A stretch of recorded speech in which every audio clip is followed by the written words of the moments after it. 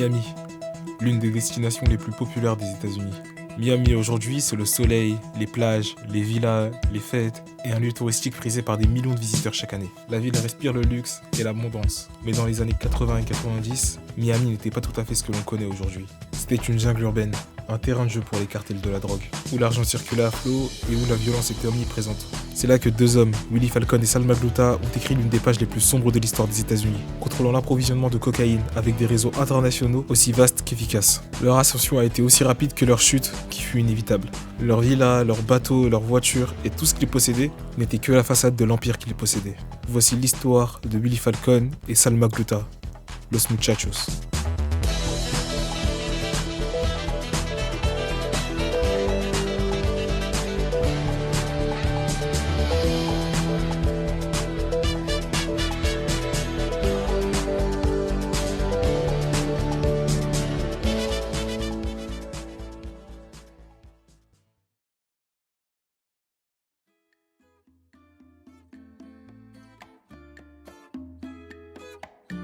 Tout commence à Miami au début des années 70. Nous ne suivons pas une, mais deux personnes dans cette histoire. Sal Magluta et Willie Falcone. Sal et Willie sont tous deux nés à Cuba au milieu des années 50. Leurs parents ont immigré aux États-Unis pour avoir une meilleure vie. Sal grandit à Miami, en Floride, où il y fera le lycée. Et c'est là que Willie et Sal, qui sont tous deux meilleurs amis, se lancent dans le trafic de drogue. Dans le trafic de marijuana pour être précis. Ouais, mais pour faire quoi ? De l'argent. Et oui, Sal et Willie sont très ambitieux et rêvent de faire énormément d'argent. Sal dit notamment à sa petite amie Marilyn Bonaccia qu'un jour il aura tout l'argent du monde et qu'il s'achètera toutes les voitures qu'il souhaite. Mais bon, pour l'instant ce ne sont que des lycéens qui trafiquent de la marijuana. Et l'école dans tout ça, Sal séchait souvent les cours et avait de mauvaises notes. Mais ses parents ne se rendaient pas compte car il leur mentait. Willie de son côté était vraiment le nerveux des deux. Il était certes celui qui se battait le plus dans le duo, mais il était aussi le plus sociable. Au final, ils ont tous deux abandonné l'école et vont continuer le trafic de drogue. Mais cette fois-ci, ils vont se lancer dans le trafic de cocaïne, qui est beaucoup plus simple et beaucoup plus rentable. Et pour se lancer dans le trafic, ils commencent petits. Ils en achètent dans la rue et les revendent. Et il faut se le dire, ils font pas des sommes conséquentes de ouf. Ils font vraiment pas des sommes conséquentes. Mais ils vont passer la deuxième vitesse grâce à George Valdez, qui est une sorte de grand frère pour Sal. George est plutôt aisé. On parle d'1 million de dollars par mois à 21 ans. Donc Sal a voulu en savoir plus. Comment ça, à 21 ans, il gagne 1 million de dollars par mois. Donc il a demandé au père de George qu'est-ce que George fait dans la vie pour gagner autant d'argent. Donc son père lui répond qu'il fait de l'argent en voyageant en Colombie et qu'il est dans l'importation de bananes. Et Sal s'est dit mais comment ça, depuis quand les bananes ça rapporte autant ?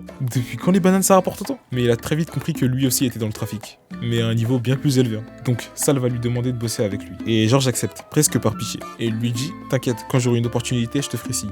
À partir de là, Sal et Willie vont commencer à se faire un nom dans le milieu. Sauf que 2 ans plus tard, en 1979, Sal et Willie se font arrêter. Après que la DEA a commencé à enquêter sur le trafic de cocaïne à Miami. Ils ont été mis sur écoute avec d'autres trafiquants malgré eux et ont été attrapés dans un coup de filet. Mais ils ont finalement été libérés sous caution. Là, Willie et Sal sont libres et peuvent continuer de faire grossir leur affaire. Et ils vont le faire. Ils sont partis voir George Valdez qui avait une opportunité pour eux. Il a 30 kilos de cocaïne dont il doit se débarrasser en urgence. Et Sal était en mode comment ça 30 kilos ? C'est trop pour l'instant. Et Willie est intervenu et a dit archi pas, vous inquiétez pas, on va faire écouler ça. Et grâce à Willie qui est sociable, ils ont réussi à écouler les 30 kilos. Et un mois plus tard, ils sont revenus avec 1 200 000 dollars. Et après ça, ils vont passer un autre cap. En 1980, Willie et Sal vont avoir encore plus d'opportunités. George s'est fait arrêter par la police. Et il a besoin de quelqu'un pour prendre en charge son business. Et les seules personnes dignes de confiance pour ça sont Sal et Willie.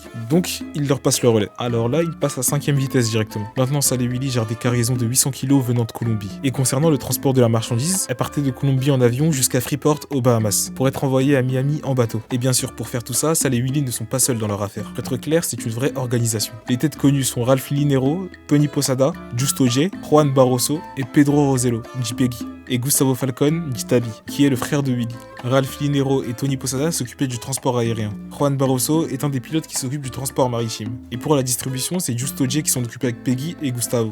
Et concernant les leaders, Willie était celui qui établissait les relations avec les autres, et Sal, lui, était le cerveau de l'organisation. Il s'occupait de la compta, des stratégies, bref, il faisait en sorte que tout aille bien. Et comment dire qu'il perce ? Mais vraiment, il perce. Ils se font des dizaines de millions de dollars par mois, entre 20 et 30 millions de dollars par mois. Et ils profitent bien de leur argent. Ils achètent énormément de biens immobiliers, des appartements, des résidences secondaires. Sal a même acheté une Rolls-Royce. Et en plus de ça, ils sont connus dans tout Miami. Mais pas que dans le trafic de drogue, pas du tout, pas que dans le milieu. Par la communauté, ils sont vus comme des Robins des Bois, parce qu'ils donnent de l'argent aux gens. Par exemple, ils ont fait un don au lycée de Miami. Quand quelqu'un avait besoin d'argent pour payer les études de ses enfants, ils donnaient. Ils étaient très bien vus. Mais avec l'argent de la cocaïne qui coule à flot, est venue la violence. À cette époque, à Miami, il y avait une véritable escalade de la violence. Il y avait une guerre de clans, de territoires, etc. Vous connaissez. Les policiers étaient sur les dents et voulaient absolument mettre un terme à tout ça, en attrapant les trafiquants de drogue les plus dangereux et notoires. Mais heureusement pour Sal et Willy, eux n'étaient pas des cibles prioritaires du fait de leur non-violence. Eux, ils n'étaient pas violents. Eux, c'était vraiment des chill guys. Ils étaient là que pour faire de la thune, c'était pas leur souci. Donc là, pour l'instant, ils sont tranquilles. Ils se tiennent à carreau, donc tranquille. Bref, tout se passera bien pour les muchachos jusqu'en 1984, où la police a commencé à vraiment mettre un pied dans la fourmilière. Elle fait des saisies de plus en plus importantes, quasiment 4 fois plus importantes que les années précédentes, ce qui a gravement affaibli les bénéfices de Willy et Sal.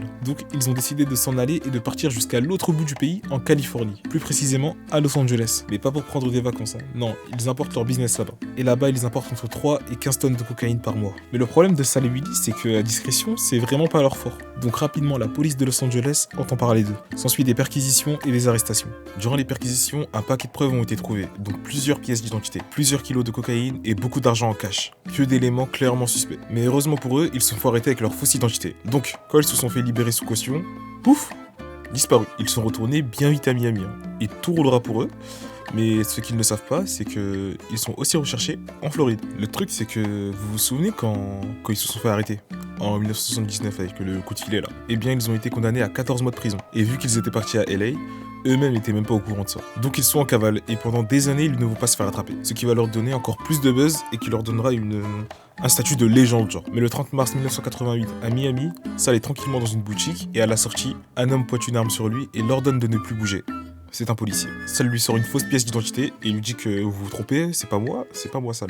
Mais ça ne marche pas, le policier est convaincu que c'est lui. Donc il se fait arrêter et emprisonner. Là, il va enfin purger sa peine, les policiers là, ils sont refaits et quelques jours plus tard, le policier qui a arrêté Sal est parti le voir en prison. Et surprise, Sal n'est pas là. Sal n'est plus là. Il n'est pas dans sa cellule. Et là, le policier demande au gardien, il est passé où? Comment ça? Il est passé où?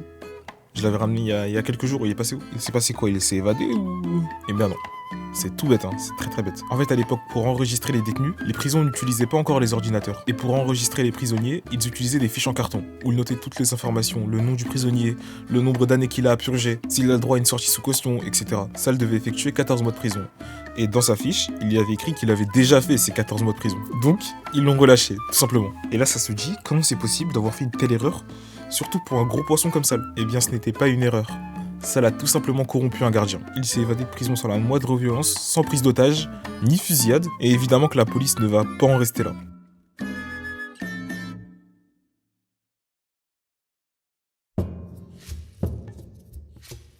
Nous sommes en avril 1991, soit 3 ans après l'évasion de Sal. Pendant ces 3 ans, les enquêteurs n'ont pas chômé. Ils ont cherché un max de témoignages et de preuves pouvant être utilisés contre Willy et Sal, et ont fait un acte d'accusation. Sur cet acte d'accusation, le nom de Willy et Sal y figurait, ainsi que le nom de plusieurs de leurs associés, comme Gustavo Falcón, Juan Barroso ou encore Peggy. Ils sont accusés d'association de malfaiteurs, d'importation de 75 tonnes de cocaïne valant près de 2,1 milliards de dollars. Le dossier contre eux est assez solide pour tous les arrêter et pour qu'ils prennent tous cher. Les fédéraux vont commencer leurs arrestations en septembre de la même année, en arrêtant Peggy. Ils l'ont arrêté alors qu'il sortait de chez lui. Peggy risque 25 ans de prison minimum. Chris Clark, le procureur qui est chargé de l'affaire, dit à Peggy que s'il ne veut pas faire perpétuité, il a intérêt à parler. Peggy a alors choisi de collaborer et a balancé Sal. Et il leur a fait un plan de où il se cachait carrément. Et le 15 octobre 1991, les fédéraux lancent l'opération chez Sal. Ils envoient des lacrymos pour le faire sortir de chez lui. En voyant ça, Sal court et essaie de s'enfuir, mais il n'ira nulle part. Il se fait arrêter. La villa où vivait Sal était remplie de pièces à conviction. Des cartons remplis de cash, du matos high-tech, des documents ainsi que des livres de compte confirmant toutes les accusations portées contre lui. Donc comment dire qu'il est très bal barré là. En plus de ça, Sal n'était pas tout seul chez lui. Il y avait quelques de ses hommes. Et l'un d'entre eux ne voulait pas aller en prison, donc il a balancé Willy. Et Willy aussi, à son tour, s'est fait arrêter. Ils ont arrêté tout le monde sauf Gustavo, le petit frère de Willy, qui s'est enfui avec sa femme et ses enfants. Donc le cartel, là, il est out, c'est fini. Après leur arrestation, Willy et Sal ont commencé à engager des avocats pour leur défense. Et pour leur défense, ils ont engagé les meilleurs, dont Roy Black, Albert Kruger et Frank Rubino. Et concernant leur palmarès, ils en ont. Roy Black a représenté William Kennedy Smith, un membre de la famille Kennedy, ainsi que Griselda Blanco, la reine de la coca, est présentée comme la mentor de Pablo Escobar. Albert Krieger, lui, a représenté John Gocci, le célèbre mafieux, et Frank Rubino, lui, a représenté le dictateur et général panaméen Manuel Noriega, accusé de trafic de drogue, de blanchiment d'argent, de corruption et de détournement de fonds. Donc ouais, les avocats qu'ils ont choisis sont vraiment des grosses têtes. Et en attendant leur procès qui commencera en 1996, Sal et Willy continueront leurs affaires. Sal a chargé sa petite amie Marilyn Bonaccia de s'occuper de l'argent qu'il possède à l'extérieur, pour faire des dons à des paroisses et à des associations caritatives, ainsi que payer tous les pots de vin qu'il devait payer. Elle devait payer les gardiens de prison, les avocats, les détenus, etc. Entre 1991 et 1996, elle a dépensé avec l'argent de Sal au moins 7,7 millions de dollars. Et pour noter tout ça, Marilyn avait avec elle un livre de compte, où elle notait tout ce qui sort, qui reçoit quoi, etc. Donc autant dire que si Marilyn et ce livre se font prendre, ça va encore plus les mettre dans le fond. Mais bref, en 1995, Sal et Willy ont voulu négocier un aménagement de peine avec le procureur. C'est en mode, ok. Willy et moi, on assume ce qu'on a fait, on assume tout, on plaide coupable pour tout, mais vous nous mettez 20 ans de prison. Et en plus, en cadeau, on vous remet 40 millions de dollars en cash et 4 tonnes de cocaïne. Ah oui, et on vous donnera les noms de tous les gens qu'on a corrompus. Sachant que Willy et Sal ont corrompu beaucoup de personnes, que ce soit des policiers, des enquêteurs ou des représentants fédéraux, s'ils acceptent l'offre, ils ont moyen de se mettre très bien. Mais le procureur a refusé l'offre. En mode, vous n'allez pas nous échapper. Vous n'allez vraiment pas vous en sortir comme ça. On a grave des preuves contre vous. Donc croyez-moi, on va aller jusqu'au bout. Et vous allez prendre le plus cher possible. Ok, très bien. Finalement, Willy et Sal ont plaidé non coupables pour tous les chefs d'accusation. Quelques temps plus tard, pendant la préparation du procès, le procureur fédéral a fait une liste répertoriant les noms d'à peu près 80 témoins qui ont accepté de témoigner contre Willy et Sal. Certains étaient en liberté, d'autres en prison, et ont accepté de témoigner contre un aménagement de peine ou une réduction de peine. Et pour contrer ce move, la défense de Willy et Sal ont publié une annonce dans le magazine Champion, un magazine spécialisé pour les avocats des États-Unis. Dans cette annonce, ils y ont publié une trentaine de noms de témoins dans le but de rechercher des informations. Mais ils ont également publié l'annonce dans le magazine Prison Life, un magazine qui est distribué dans toutes les prisons fédérales des États-Unis. Vous voyez où je veux en venir? Pour les fédéraux, c'est clairement une mise à prix, qui rend tous les témoins qui sont emprisonnés vulnérables et en danger. Et pas qu'à l'intérieur des prisons, mais aussi tous les témoins qui se trouvent à l'extérieur. Et quelques temps après la publication de l'annonce, un témoin qui figurait sur la liste, du nom de Bernardo Gonzalez, a été assassiné. Plusieurs autres témoins ont été attaqués, blessés et tués. Les avocats de leur côté affirment que ce n'était pas du tout leur intention de faire tuer qui que ce soit et qu'ils sont tout simplement à la recherche d'informations. On a aussi posé une bombe dans le véhicule de Tony Posada qui a explosé juste devant chez lui, mais heureusement pour lui et sa famille, personne n'a été blessé. Juan Barroso lui était tranquillement dans une station-service avec son fils pour réparer un pneu crevé. Il se fera tirer dessus et prendra 2 balles, une à l'épaule et une au cou, mais il y survivra. On a également mis un contrat sur la tête de Peggy, qui heureusement pour lui n'aboutira pas. Il était à l'hôpital car sa femme a accouché et les tueurs à gages l'attendaient dans le parking. Mais heureusement pour lui, il était resté auprès de sa femme. Et 2 autres associés de Willy et Sal ont été pris pour cible, l'un a été blessé, l'autre a été tué. Mais bon, même si tout le monde se doute que Willy et Sal sont derrière tout ça, mais du côté de la justice, il n'y a aucune preuve tangible qui permet d'affirmer que c'est eux les responsables. Nous sommes maintenant le 23 octobre 1995 et le procès de Willy et Sal est sur le point de commencer. Le procès se déroule à la cour fédérale de Miami. Willy et Sal sont présents, ils sont tous les deux très bien habillés. Leurs avocats sont présents, l'assistant du procureur des États-Unis, Chris Clark, est présent. Le jury composé de 6 hommes et 6 femmes est présent. Pour lancer le procès, Chris Clark présente Sal et Willy à la cour. Il parle d'eux comme 2 lycéens qui ont abandonné leurs études et qui sont devenus extrêmement riches grâce à une version malveillante du rêve américain. Ces 2 hommes incarnent l'histoire même de l'explosion de la cocaïne, non seulement dans le sud de la Floride, mais dans tout le pays. Un afflux de poudre blanche qui a stimulé l'économie locale et a modifié le paysage politique. Ces 2 individus étaient si connus dans le milieu de la drogue que parmi les trafiquants de drogue, la simple mention du nom The Boys ou Los Muchachos indiquait aux trafiquants de drogue les plus gros trafiquants de Miami dans les années 80. Leur nom était synonyme d'une réserve illimitée de cocaïne de la plus haute qualité. À une époque où la cocaïne inondait la ville de Miami, ces 2 accusés, Willie Falcone et Sal Magluta, se démarquaient de tous les autres trafiquants de drogue. Il rajoute aussi que la plupart des autres trafiquants mesuraient leur taux de réussite en kilos, et que eux le mesuraient en tonnes. Et tandis que d'autres se contentaient de compter leurs profits en centaines de milliers de dollars, eux le comptaient en plusieurs millions de dollars. En fait là, ils présentent l'ampleur de l'empire qu'ils ont créé. Les débats ont commencé, et heureusement pour les fédéraux, ils ont réussi à avoir beaucoup de témoins. Chris Clark appela un témoin à la barre et lui posait des questions sur Willy et Sal, sur leur mode de vie extravagant, sur les sommes dépensées en montres Rolex, en bijoux, en propriétés, etc. Comment ils ont pu se payer tout ça alors qu'ils déclaraient ne pas avoir d'activité. Et pour contrer cet argument, la défense de Willy et Sal avance que oui, ils ont de l'argent, et oui, ils ont été trafiquants de drogue, mais que tout ce qu'ils ont fait date de bien longtemps. Donc, il y a prescription. Et que tout l'argent qu'ils ont est tout simplement le résultat du trafic passé. De plus, les avocats de Willy et Sal avancent qu'on ne peut pas faire confiance aux témoins. Ce sont des trafiquants et ce sont des menteurs. Le cœur du dossier et ce à quoi tout se résume, c'est de savoir si vous faites confiance à leurs témoins. Et pour décider si vous faites confiance à leurs témoins, vous devez naviguer à travers ces mensonges que les témoins maîtrisent. Parce qu'ils sont en prison 24 heures sur 24.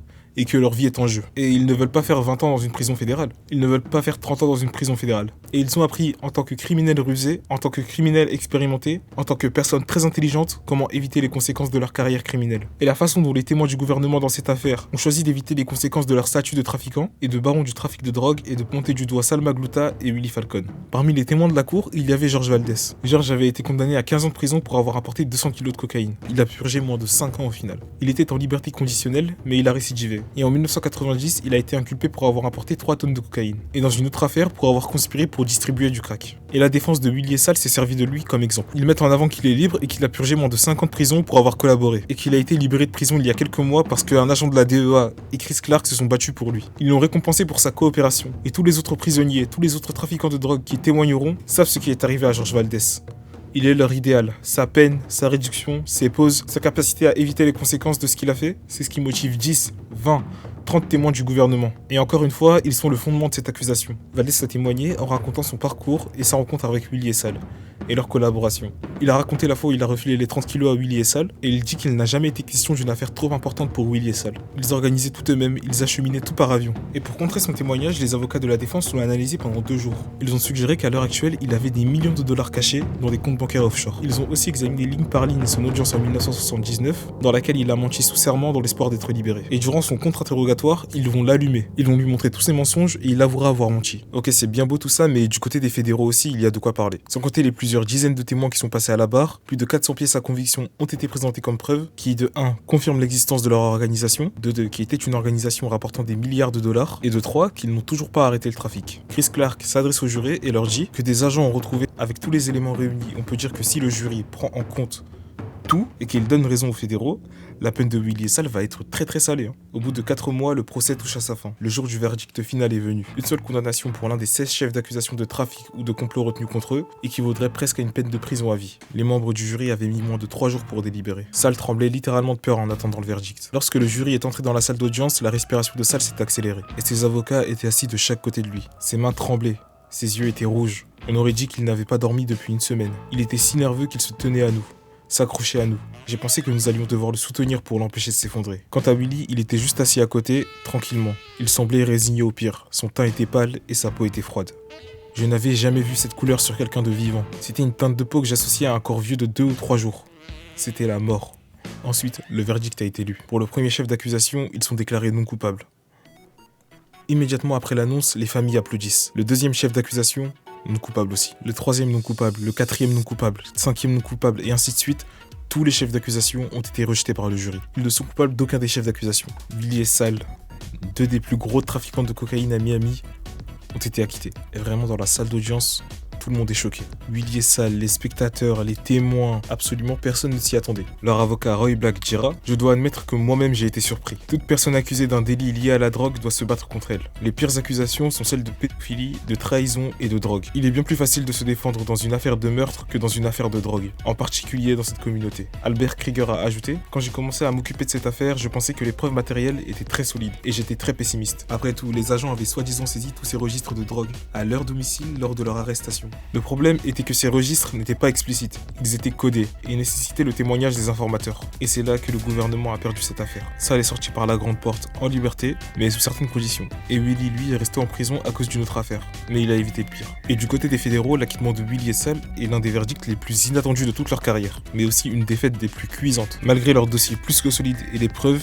ils ont quand même perdu. Comment le jury a-t-il pu passer à côté de ça? Quelque temps après l'acquittement de Willy Sall, plusieurs jurys sont partis voir le procureur pour lui dire que les jurys n'ont pas pris leur décision de manière sincère et qu'ils ont peut-être été influencés par des éléments extérieurs. Là, pour les fédéraux, la réponse est simple, ils ont sûrement été payés. Donc le FBI a commencé à enquêter sur un des jurés, le juré numéro 1 de l'affaire, Miguel Moya. Ils ont commencé à enquêter sur ses dépenses et juste là, il y a un problème. Il dépense bien plus qu'il n'est censé gagner. Il avait fait plus de 500 000 $ de dépenses après le procès alors que son travail ne lui rapportait que 35 000 $ par an. Ouais, là vous allez me dire, ouais c'est peut-être des économies. Bah non. Le mec dépense sans compter. Il s'est acheté une maison à 200 000 $, il s'est acheté plusieurs voitures, il s'est payé des Rolex, des croisières de luxe et même un bateau. Donc là le FBI s'est dit que c'est bon, il s'est cramé tout seul. Maintenant ils n'ont plus qu'à trouver un moyen de prouver qu'il s'est fait acheter par Willy Sall. Et ils ont une idée. Le truc dans l'affaire de Willy Sall, c'est que plusieurs témoins ont été tués. Et ça peut logiquement créer une peur. voire même une paranoïa. Donc ils ont décidé d'exploiter cette peur. Ils ont envoyé un de leurs agents du nom de Jack Garcia à Miguel Moya pour se faire passer pour le membre d'un cartel en contact avec Willy et Sal, venu pour l'aider à ne pas faire de bêtises avec son argent. Jack Garcia a un micro avec lui et la conversation est surveillée par ses collègues qui sont juste à quelques mètres. Et là le but c'est de le faire avouer. Jack Garcia essaie de lui faire peur en lui disant que le FBI et l'IRS enquêtent sur lui et que les chefs ils ont peur qu'il parle. Au début bien sûr il ne dit rien, mais au fil de la conversation il commence à s'incriminer. Il donne plein de détails sur comment il a dépensé son argent et comment il l'a blanchi. Et il lui dit que s'il se fait choper, il ne parlera pas. Et que s'il doit faire 20 ans de prison, il les fera. Bref, là le FBI, ils ont tout ce qu'ils ont besoin d'entendre. Donc, mission accomplie, Miguel Moya se fait arrêter et en 1998, soit 2 ans après le procès, il se fait condamner à près de 20 ans de prison. Aïe. Mais ce n'est pas le seul à s'être fait acheter. Mais bref, en mai 2002, Sal fait face à un deuxième procès. Il est poursuivi cette fois-ci pour les meurtres des témoins et pour blanchiment d'argent. Sans Willy cette fois-ci, car il n'y a aucun élément qui relie Willy au meurtre. L'objectif de ce procès est de réparer tout le mal qui a été fait par Sal. Le procureur l'accuse d'avoir payé ses avocats avec de l'argent sale et l'accuse aussi d'avoir utilisé son argent pour faire tuer des personnes qui devaient témoigner contre lui. Et pour faire valoir leurs arguments, les procureurs vont appeler à la barre l'ex-petite amie et comptable de Sal, Marilyn Bonaccia. Elle va témoigner pendant 2 semaines. Marilyn aussi s'est fait attraper et elle s'est fait accuser de tout ce que Sal avait fait. Et en tout, elle risquait jusqu'à 250 prisons. Durant ces 2 semaines, elle a montré et dévoilé tout ce que contenait le livre de comptes. Et elle a aussi témoigné contre Sal à propos des témoins assassinés. Elle a témoigné que Sal lui a avoué avoir fait tuer des témoins et qu'il lui a aussi parlé des autres témoins qu'il avait l'intention de tuer, comme Peggy ou Juan Barroso. En plus de ça, Marilyn donne plusieurs détails. Des détails que Sal lui-même lui a donnés, comme l'assassinat de Bernie Gonzalez. Elle affirme que Sal lui a dit qu'il va profiter du fait que son frère vend son bateau pour le tuer. Et pour se défendre, les avocats de Sal vont mettre plusieurs points en avant. Numéro 1, que Marilyn Bonaccia risque quand même 250 prisons et qu'elle est prête à dire tout ce qu'il faut et faire tout ce qu'il faut pour éviter la prison. Et numéro 2, que si Sal était vraiment responsable, pourquoi il aurait pris le risque de laisser Marilyn Bonaccia en vie, la seule personne qui peut le faire tomber, et que s'il l'avait voulu, il aurait pu facilement la faire tuer. Et pour finir, d'où elle a pu avoir ces informations? Quelles sont ses sources? Eh bien c'est simple, sa source c'était un journal de Miami, le Miami Herald. Dans ce journal, il y a un article qui suit l'affaire de très près, et le témoignage de Marilyn correspondait exactement à cet article. Et en plus de ça, lors de son arrestation, elle avait dans le coffre de sa voiture l'article en question. Après que les avocats ont sorti ça, c'était échec et mat pour Marilyn.